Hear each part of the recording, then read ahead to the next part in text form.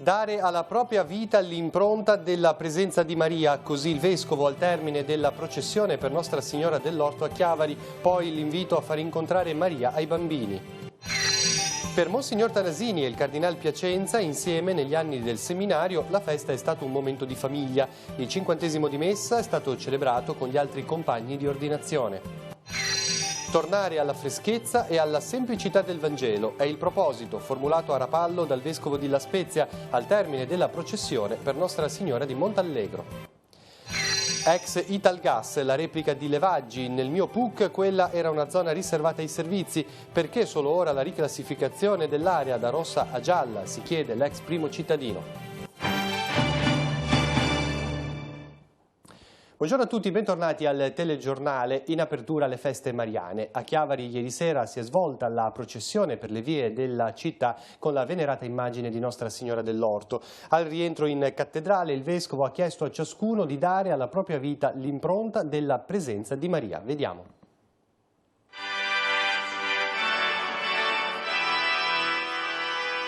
Con la processione Chiavari si è trasformata in un santuario. La città, con le sue strade e le sue case, è diventata un luogo santo perché guardata e abitata da Maria.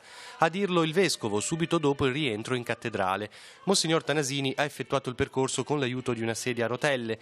Numerosi fedeli si sono uniti al pellegrinaggio in preghiera e meditazione. Tanti altri hanno atteso il passaggio della cassa processionale.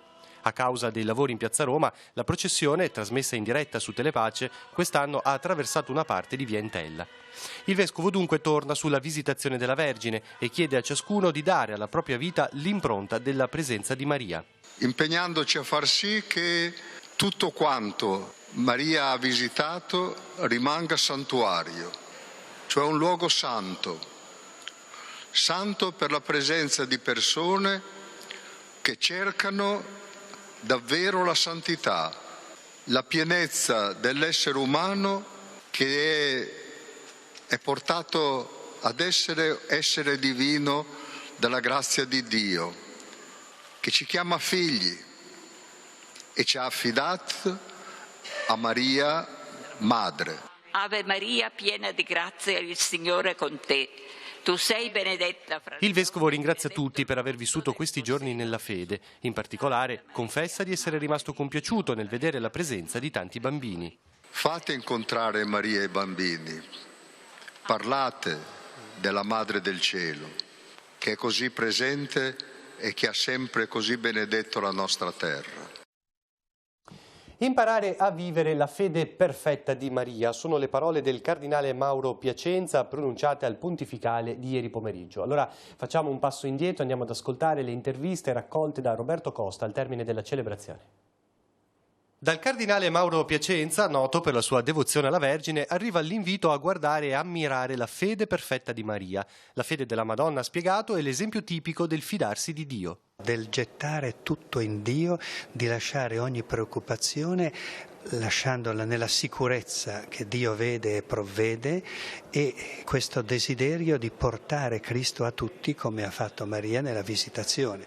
Apparendo per ben 3 volte, ha proseguito il porporato nel pontificale, la Madonna ha riservato ai figli di questa terra una speciale dedizione e ancora oggi garantisce compagnia, protezione e custodia. C'è una carezza della Madonna a questi popoli, a questa gente, a questi fedeli, e anche a quelli che sono meno fedeli, anzi riserva delle carezze ancora più forti perché sentono la nostalgia del loro battesimo.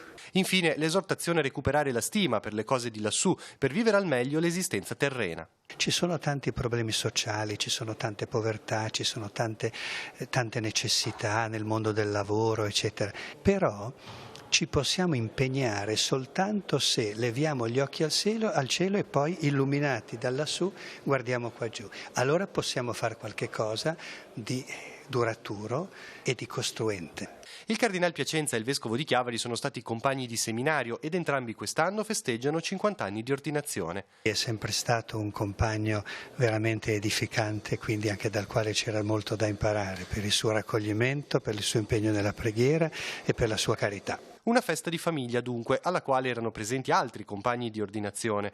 Il Vescovo ha poi salutato Don Emilio Iozzelli, sacerdote diocesano, che a sua volta celebra il 50°. Mia mamma e mio papà erano andati giù da Padre Pio, che era ancora vivo.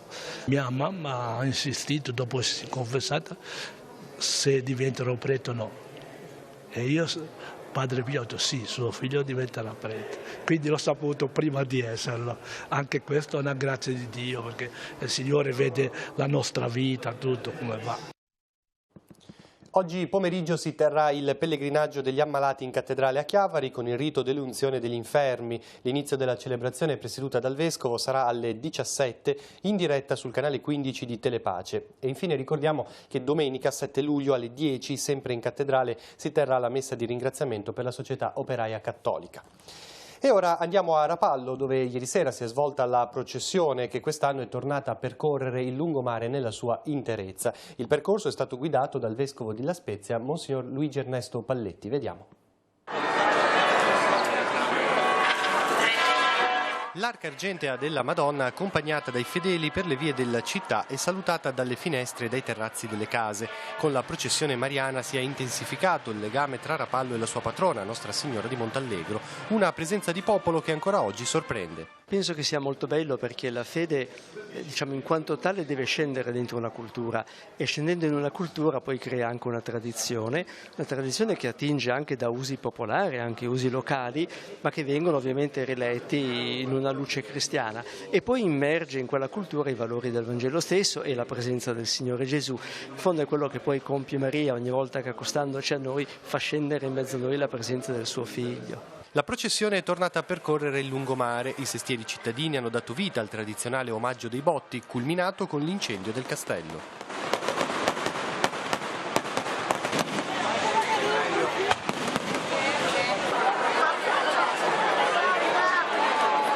Al termine il cammino ha preso la via della Basilica. Sono stati giorni intensi con una bella partecipazione di persone, soprattutto alla novena, sia in Basilica sia al santuario di Montallegro. Quale messaggio da Maria al termine di queste celebrazioni solenni?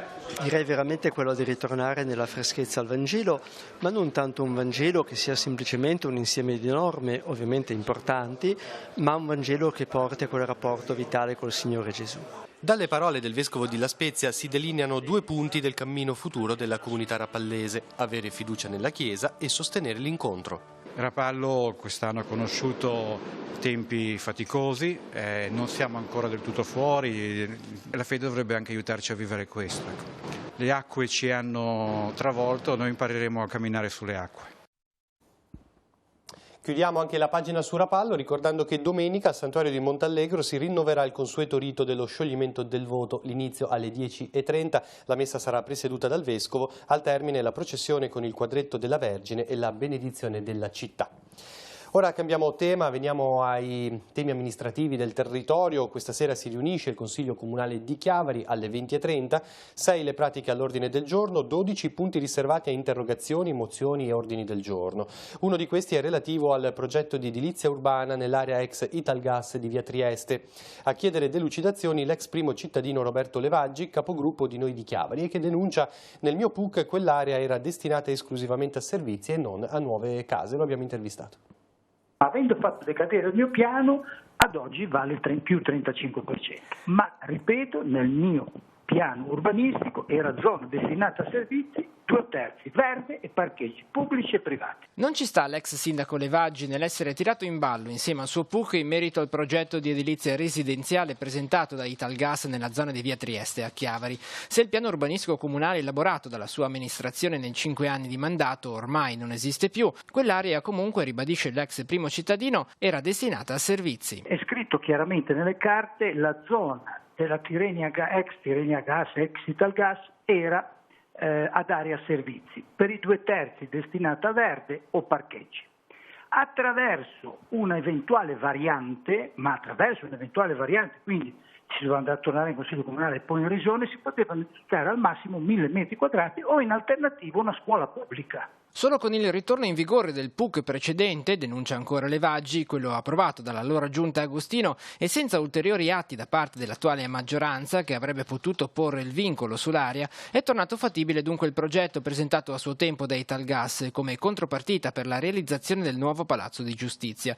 Progetto oggi realizzabile anche grazie al passaggio dalla classificazione della zona da rossa a gialla, con studi presentati dalla stessa società. come mai Italgas non ha mai presentato questi studi nei 5 anni della mia amministrazione? Non l'ha mai presentati perché negli incontri avuti in comune Italgas con me, l'architetto Peruggi, l'avvocato Paolo Boggiano, assessore urbanistica, ha sempre capito che noi lì volevamo servizi e non case. E allora forse non valeva la pena neanche incaricare professionisti per andare a cercare di declassificare l'area. Invece, dopo le varianti introdotte dalla Giunta di Capo, che permettevano edificabilità in quella zona trasformandola da servizi in residenziale, Italgas, secondo le sue opportunità, ha fatto degli studi approfonditi e la Regione ha declassificato l'area. Una notizia di cronaca: Guardia di Finanza e Agenzia delle Dogane hanno sequestrato in porto a Genova San Pierdarena 538 kg di cocaina purissima. Lo stupefacente era nascosto in 19 borsoni e diviso in 493 panetti all'interno di un container proveniente dalla Colombia e diretto a Napoli. La cocaina, se immessa sul mercato, avrebbe fruttato oltre 200 milioni di euro.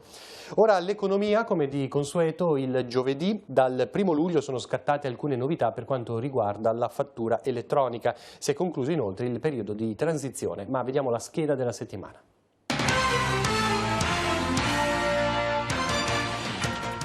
Novità sul fronte della fattura elettronica. Dal 1 luglio è finito il periodo di sospensione per le sanzioni relative ai ritardi nel nuovo sistema di fatturazione. Con la fine del periodo transitorio e quindi ora pienamente operativo l'obbligo di invio della fattura digitale per oltre 3,2 milioni di contribuenti italiani, che adesso dovranno stare attenti a non incorrere nelle sanzioni previste dalla legge. Sono scattati nuovi termini di emissione della fattura elettronica immediata, con il passaggio da 10 a 12 giorni. Per l'individuazione di quest'ultima valgono sempre le vecchie regole. In caso di fattura differita emessa entro il 15 del mese successivo a fronte di un documento di trasporto del mese precedente, la circolare consente di inserire la data dell'ultimo documento di trasporto del mese precedente. Quelli con causale del trasporto vendita devono essere sempre citati nella relativa fattura differita emessa. Nelle fatture emesse dal 1 luglio è inoltre possibile indicare, oltre alla data in cui è effettuata la cessione del bene prestazione del servizio secondo le normali regole IVA, anche la data di emissione della fattura, giorno in cui questa viene materialmente emessa, nel caso sia diversa e successiva dalla data della cessione. La data di emissione e l'invio della fattura devono comunque rispettare i termini massimi di 12 giorni dalla data dell'operazione di cessione. È bene ricordare che gli importi indicati in fattura senza IVA, per esempio le spese anticipate in nome per conto, le prestazioni esenti e altro, sia di importo superiore ai 77,47 euro, comportano l'obbligo di pagamento del bollo. Sono previsti controlli sulle fatture elettroniche. Il Consiglio è di indicare gli importi in fattura e comunque di pagarli entro il giorno 20 del primo mese successivo al trimestre, il 20 aprile, il 20 luglio, il 20 ottobre e il 20 gennaio. È necessario infine effettuare periodicamente un controllo delle fatture pervenute scaricabili dall'apposita sezione dell'Agenzia delle Entrate, in quanto non sempre coincidono con quelle acquisite tramite le case di software. Vengono segnalate truffe in corso per i cui documenti vanno analizzati con molta attenzione prima di essere accettati.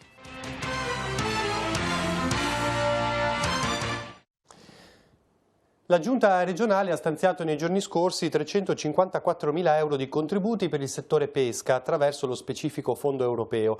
I fondi, spiega l'assessore regionale Stefano Mai, andranno a favore dell'ittiturismo, dei giovani e di operazioni come la trasformazione del pescato. Il termine per presentare le domande è il 2 agosto prossimo. Infine, la scadenza dei bandi su salute e sicurezza, efficienza energetica e sostituzione dei motori, finanziati con 262.000 euro, era prevista per il 30 giugno. Invece è stata spostata al 15 di luglio. Ora la rassegna stampa, poi ci ritroviamo con gli ultimi aggiornamenti. Avvenire titola sicura è la morte, la condanna dell'ONU, Haftar ormai nel mirino, atto di guerra, bombe sul centro di detenzione migranti a Tripoli, 100 uccisi. Per Salvini era un posto tranquillo dove sbarcare i naufraghi della Sea-Watch, le chiese italiane chiedono un corridoio umanitario. E poi le immagini terrificanti che arrivano dall'isola di Stromboli, riesplode e uccide, fa paura il vulcano, pioggia di lapilli, incendi e anche un morto. Europarlamento, Sassoli Poli del PD, Presidente, ripartiamo da Ventotene, e poi il rapporto dell'Istat, nascite al minimo storico e più emigrazione, il saldo dei residenti è negativo, la denatalità che invade, è sparita un'intera Palermo. Per la Commissione europea debito eccessivo, no alla procedura, voto più lontano. Andiamo sulla prima pagina di Avvenire, che appunto riporta anche questo, insieme alla elezione del PD Sassoli al Parlamento europeo, eletto Presidente, e gelo tra Lega e il Premier Conte, nomina di Giorgetti ormai più lontana, l'ira di Salvini, debito, l'Italia evita la procedura di infrazione. E poi anche qui le immagini del vulcano Stromboli, terrore per il vulcano, un morto, feriti e turisti in fuga. E poi il commento del geologo Mario Tozzi, una finestra nel cuore della terra. Contatto tra Malacalza e Fondo Interbancario, Carige, la BCE va di corsa, offerte entro il 24 luglio. E poi nella nostra Liguria estiva la guerra dei comuni contro i turisti che vanno in giro a spasso nel centro storico in costume da bagno. L'affare sblocca la vendita, Samp Andersen ceduto al Lione, oggi contatti con lo staff di Vialli. E andiamo nelle pagine del Levante, morte dell'ufficiale Monteguardia, il marittimo di Lavagna, gli inquirenti a bordo della SIN Zania, la nave distrutta dalle fiamme nel porto Aliaga in Turchia, iniziati gli accertamenti per chiarire le cause. Vediamo la foto appunto di Roberto Monteguardia, dicono di lui sorrideva sempre, era felice di vederci. Ancora dal secolo XIX, prime feste dopo la mareggiata, un significato speciale per la città di Rapallo. Il sindaco, non c'è stata alcuna vittima, ringraziamo la Madonna di Montallegro, naturalmente riguardando la mareggiata. La processione ha archiviato un'edizione particolarmente sentita per i gravi danni del mare. E poi anche a Chiavari, Nostra Signora dell'Orto, folla la processione, la predilezione di Maria, il pontificale del cardinale Piacenza, ha terminato i riti, per lui il vescovo e altri sacerdoti ricorrono i 50 anni dall'ordinazione. Ma ora la linea passa a Genova. Sentiamo gli argomenti del settimanale Il Cittadino. Apertura del Cittadino di questa settimana dedicata interamente alla demolizione di Ponte Morandi, con una grande foto del momento dell'implosione delle pile 10 e 11 lo scorso venerdì 28 giugno. E ora lo sguardo al futuro, il titolo dell'editoriale a firma di Laura Ferrero, in cui si auspica di avere presto per Genova un nuovo viadotto, un collegamento più sicuro che ricongiunga la città, riportando alla normalità la viabilità e il lavoro, dando nuove opportunità a una città che lo merita. Il commento del cardinale Bagnasco, che ha definito la demolizione del ponte una svolta per Genova e un intervento di grande professionalità. Taglio basso della prima dedicato alle missioni, con l'intervista a Monsignor Piero Pigollo, missionario Fidei Donum, che fa il punto sull'esperienza nella missione diocesana di Cuba. L'intervista integrale all'interno del giornale, così come la giornata all'Istituto Don Bosco di San Pier d'Arena, che ha festeggiato l'ex direttore Monsignor Lorenzelli, consacrato vescovo dal Papa e nominato ausiliare di Santiago del Cile. Tutte le altre notizie nelle pagine interne e sul nostro sito www.ilcittadino.ge.it.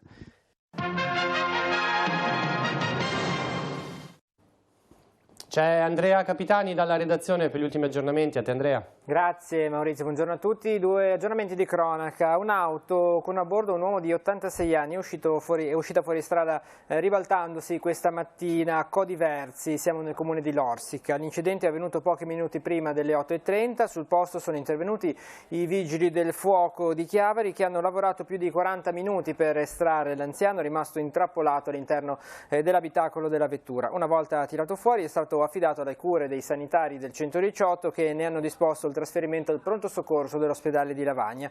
Sul posto hanno prestato assistenza anche i militi della Croce Rossa di Cicagna e i carabinieri di Torriglia. E una piccola imbarcazione si è incagliata su alcune boe questa notte al largo di Zoagli. Le 4 persone che occupavano il natante hanno fatto partire l'SOS. Sul posto sono arrivati gli uomini della Guardia Costiera e i vigili del fuoco di Rapallo con alcuni sommozzatori al seguito. Gli occupanti sono stati tratti in salvo, solo uno di loro è dovuto ricorrere alle cure mediche per una ferita ad una gamba. Il tutto è accaduto qualche ora dopo la fine degli spettacoli pirotecnici di Rapallo, intorno alle 2:45 di questa mattina. E tu date la linea. Quest'anno il coro Voci d'Alpe di Santa Margherita Ligure ha compiuto 50 anni di vita. Questi 5 decenni saranno ripercorsi questa sera in un concerto speciale che si terrà nella centralissima piazza Caprera a Santa Margherita Ligure. I canti degli alpini verranno eseguiti dagli attuali membri del coro, diretti da Giuseppe Tassi, ma anche da un'inedita formazione acustica con chitarre e percussioni. Inoltre saranno ricordati i precedenti direttori del coro e i coristi che hanno fondato il gruppo e che hanno contrassegnato questi 50 anni di storia. La serata, presentata da Marco Revello, avrà inizio alle 21:15. Era l'ultima notizia del nostro telegiornale. Ci ritroviamo questa sera alle 19:15 con TG Oggi. Grazie per averci seguito. Buon proseguimento di giornata.